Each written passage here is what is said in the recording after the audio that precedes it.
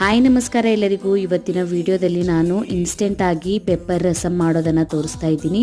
ಇದನ್ನು ನೀವು ಬಿಸಿ ಬಿಸಿ ಅನ್ನದ ಜೊತೆ ತಿನ್ಕೊಳ್ಬೋದು, ಇಲ್ಲಾಂದರೆ ಹಾಗೇನೂ ಕುಡ್ಕೊಳ್ಬೋದು.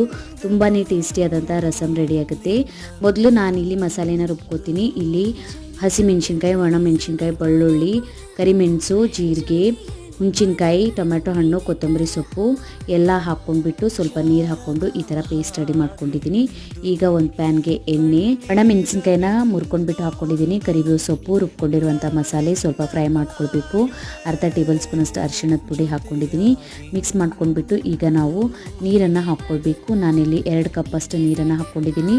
ರುಚಿಗೆ ತಕ್ಕಷ್ಟು ಉಪ್ಪು, ಸ್ವಲ್ಪ ಕಟ್ ಮಾಡ್ಕೊಂಡಿರುವಂಥ ಕೊತ್ತಂಬರಿ ಸೊಪ್ಪು ಹಾಕ್ಕೊಂಡ್ಬಿಟ್ಟು ಒಂದು ಕುದಿ ಬರೋವರೆಗೂ ಇದನ್ನು ಬೇಯಿಸ್ಕೊಳ್ಬೇಕು. ನೋಡಿ, ಇನ್ಸ್ಟೆಂಟಾಗಿ ರಸಂ ರೆಡಿ ಆಗುತ್ತೆ. ಫುಲ್ ಡೀಟೇಲ್ ವಿಡಿಯೋನ ಯೂಟ್ಯೂಬ್ ಚಾನಲಲ್ಲಿ ಅಪ್ಲೋಡ್ ಮಾಡಿದ್ದೀನಿ, ನೀವು ಹೋಗಿ ನೋಡ್ಕೋಬಹುದು. ಇನ್ಸ್ಟಾಗ್ರಾಮ್ ಮತ್ತು ಫೇಸ್ಬುಕ್ ಪೇಜಿಗೂ ಫಾಲೋ ಮಾಡ್ಕೊಳ್ಳಿ. Thank you.